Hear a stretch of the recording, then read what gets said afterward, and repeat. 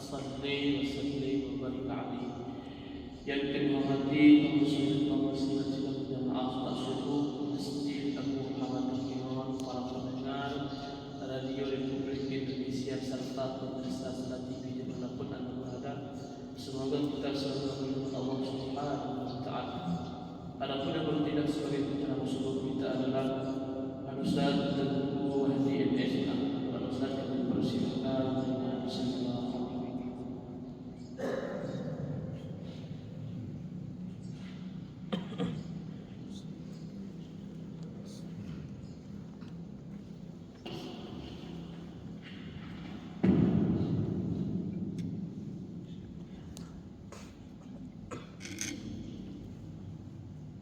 Bismillahirrahmanirrahim. Assalamualaikum warahmatullahi wabarakatuh.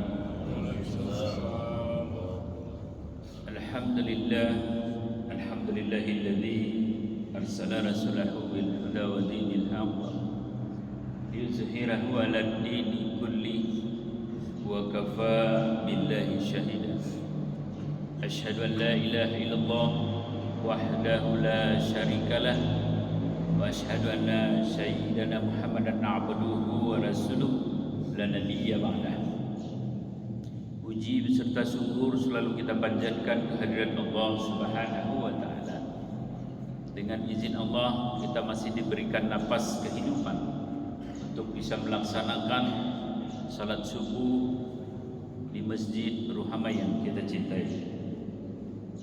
Selawat beriring salam mari kita sanjung sajikan kepada junjungan kita Nabi besar Muhammad sallallahu alaihi wasallam, Rasul yang menjadi uswatun hasanah bagi kita semua.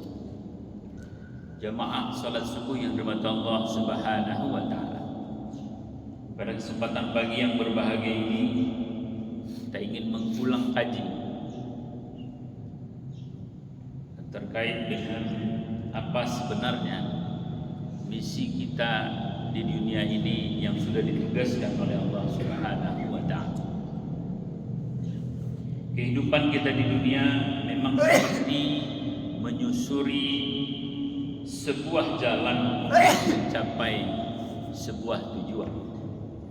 Jamaah yang dirahmati Allah Subhanahu wa taala, apa tujuan tersebut?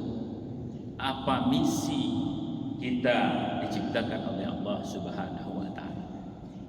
Ada dua misi Allah menciptakan manusia ke bumi ini yang telah diciptakan oleh Allah Subhanahu wa taala. Yang pertama adalah sebagai Abdullah. Apa itu Abdullah? Abdullah adalah hamba Allah. Kita diciptakan oleh Allah adalah hanya mengabdi kepada Allah. Di dalam Al-Qur'an disebutkan, "Wa ma khalaqtul jinna wal insa illa liya'budun."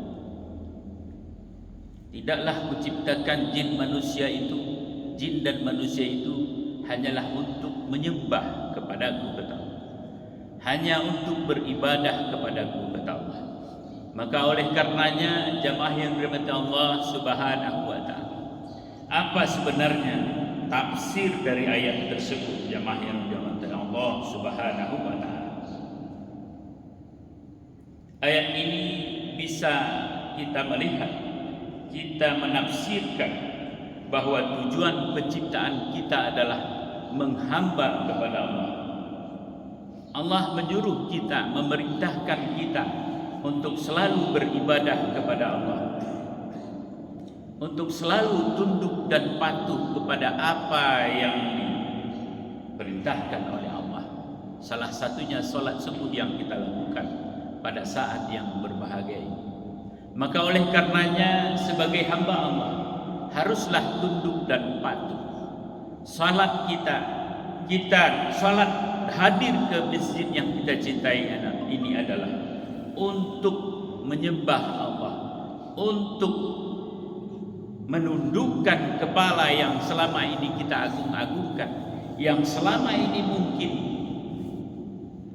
kita menjaganya, tetapi ketika kita menghadap kepada Allah, kita tundukkan kepala kita kepada Allah. Itulah artinya bagaimana yang selama ini kita agung-agungkan ketika kita berhadapan dengan Allah, ketika kita menyembah Allah, maka kita bersedia kepala kita tundukkan, kita rapatkan ke tanah untuk mendekat kepada Allah Subhanahu wa taala. Jamaah yang dirahmati Allah Subhanahu wa taala, oleh karenanya penciptaan kita sebagai hamba Allah, kita harus tahu bahwa rezeki yang sudah diberikan kepada Allah itu semua sudah diatur. Semuanya sudah diatur. Rezeki, jabatan, keluarga dan lain sebagainya itu sudah diatur oleh Allah Subhanahu wa taala. Itulah tujuan kita diciptakan oleh Allah sebagai hamba Allah yang patuh dan tunduk kepadanya. Kita semua sudah digariskan oleh. Yang perlu kita tahu jamaah yang rahmati Allah Subhanahu wa taala, kita sebagai Allah, sebagai hamba Allah, harus mampu tunduk dan patuh kepadanya, karena semuanya sudah diatur oleh Allah Subhanahu wa taala. Rezeki, umur, perjalanan dan lain sebagainya itu sudah diatur oleh Allah Subhanahu wa taala. Jamaah yang dirahmati Allah Subhanahu wa taala, kalau kita sholat menyembah kepada Allah, itu bukan berarti Allah itu kepingin untuk disembah, tetapi justru sebaliknya, bahwa kitalah yang perlu menyembah Allah. Artinya apa? Menjaga hubungan kita kepada Allah Subhanahu wa taala, menjaga kedekatan kita kepada Allah Subhanahu wa taala, dan menjaga hubungan harmonis kita 5 waktu sehari semalam untuk mendekat kepada Allah, untuk selalu berhubungan kepada Allah. Karena itu menjaga hubungan kita kepada Allah, dan akhirnya Allah mencurahkan seluruh kasih sayangnya kepada kita, jamaah yang dirahmati Allah Subhanahu wa taala. Yang kedua, jamaah subuh yang dirahmati Allah Subhanahu wa taala, tujuan diciptakan manusia adalah sebagai pemimpin di muka bumi ini. Allah pernah berfirman dalam Al-Quran, qala rabbuka lil malaika inni zailun fil ardi khalifah wa akhir hayat. Allah pernah menyampaikan kepada malaikat, wahai malaikat, saya ingin menciptakan manusia sebagai pemimpin di muka bumi ini. Pada saat itu malaikat protes, wahai Allah, kenapa Allah mau menciptakan manusia sebagai pemimpin? Bukankah kami yang paling sempurna penciptaan, ya Allah? Kami yang selalu tunduk dan patuh kepadamu. Kenapa Allah memilih manusia untuk menjadi pemimpin di muka bumi ini? Manusia itu sering bertengkar. Manusia itu sering ribut. Manusia itu sesamanya sering menumpahkan darah. Maka Allah dengan tegas menjawab, saya yang lebih tahu apa yang kamu belum ketahui, wahai malaikat kata Allah. Maka oleh karenanya jamaah yang rahmati Allah Subhanahu wa taala, beberapa hari ke depan kita akan mengikuti demokrasi, pesta demokrasi terbesar di Republik ini, di Indonesia ini. Maka oleh karenanya di dalam ayat tadi sudah disebutkan, Allah mempertaruhkan kita sebagai manusia kepada malaikat, bahwa manusia itu adalah yang terbaik untuk menjadi pemimpin di muka bumi ini. Maka oleh karenanya jangan sia-siakan pertaruhan Allah ini kepada kita manusia, untuk selalu menjadi pemimpin yang amanah, menjadi pemimpin yang siddiq, menjadi pemimpin yang fatanah, menjadi pemimpin yang tabligh, yang sudah dicontohkan oleh Rasulullah sallallahu alaihi wasallam.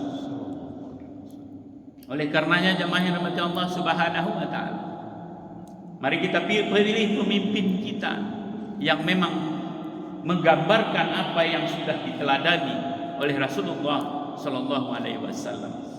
Karena beliau sudah mencontohkan kepada umatnya bagaimana karakter pemimpin yang ideal, bagaimana pemimpin yang bertanggung jawab. Dan yang paling penting adalah seperti di dalam ayat tadi disebutkan, bahwa Allah mempertaruhkan kita untuk memimpin di dunia ini, untuk memimpin dan akhirnya bertanggung jawab kepada Allah Subhanahu wa taala. Inilah dua misi manusia diciptakan di dunia ini. Yang pertama adalah sebagai hamba Allah, sebagai Abdullah. Yang kedua adalah sebagai pemimpin di muka bumi ini. Mudah-mudahan kita tidak salah memimpin kita, tidak salah untuk mencari atau memilih pemimpin kita. Mudah-mudahan kita berdoa pemimpin kita nantinya akan menjadi pemimpin yang amanah, tabligh, sidik dan fatanah. Mudah-mudahan ada manfaatnya. Lebih dan kurang saya mohon maaf. Wallahul muwaffiq ila aqwamit thariq. Assalamualaikum warahmatullahi wabarakatuh.